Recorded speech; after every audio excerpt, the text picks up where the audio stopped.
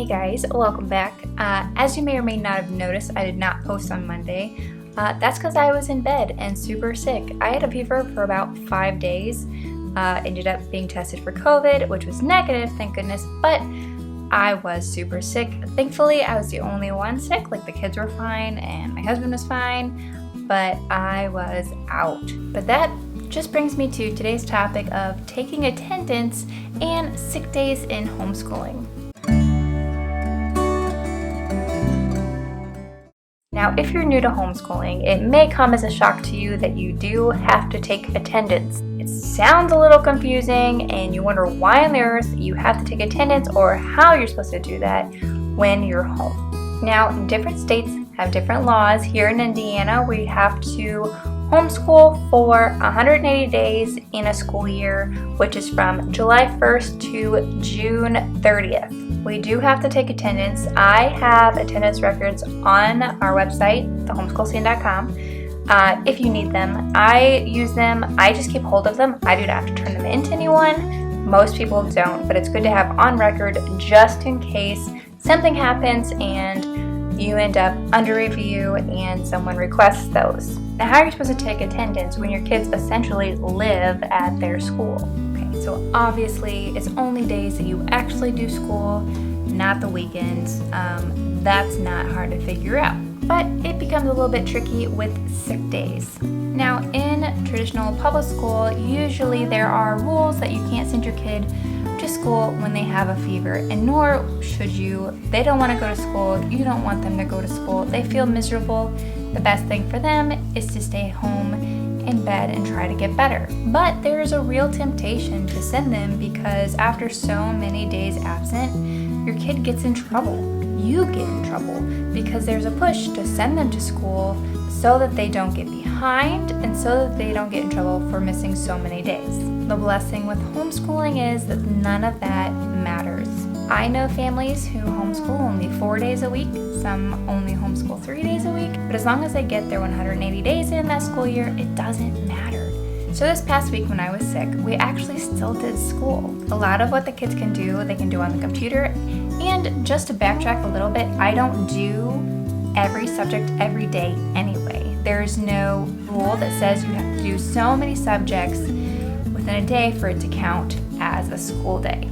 But yes, on those days that I was sick, we still did math and reading. They can do a lot of their math stuff online. We use Math Seeds, which is part of Reading Eggs. And then they also did Reading Eggs and reading with their book.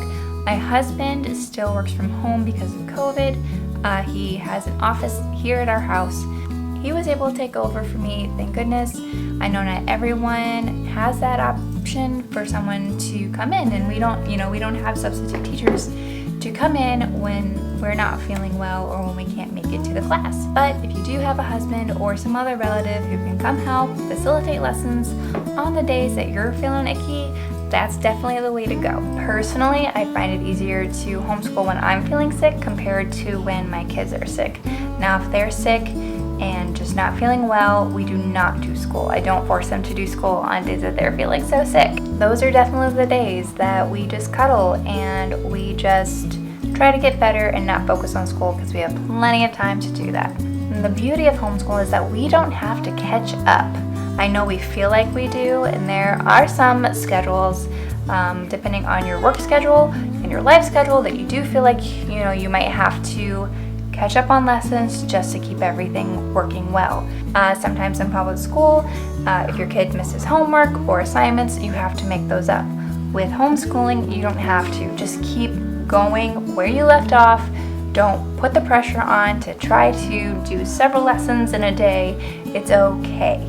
I know for some of us type A people, we do like to follow our schedules and stick to what we had planned out, but life doesn't work that way, and that's okay. I've had to definitely relearn some things myself. I love my schedules, I love my lists, but like I said, life doesn't always make that easy to stick to our plans.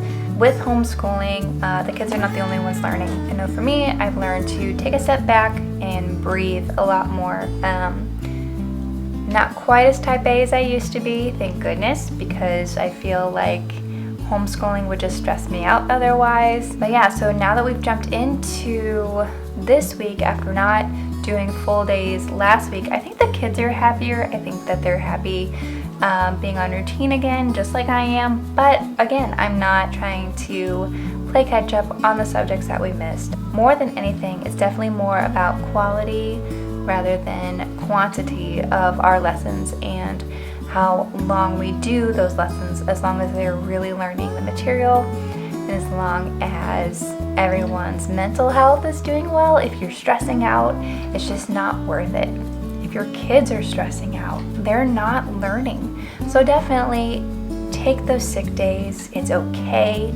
Breathe through them. Take the attendance on days that you did school, whether that's some of the subjects or all the subjects. Don't worry about it. It's all going to be okay. The important thing is that you get better or your children get better. But yeah, like I said, if you need attendance sheets, they are on the website. I'll put that in the description. Next time, we're going to talk about frequently asked homeschool questions. But until then, happy homeschooling, and I will see you later.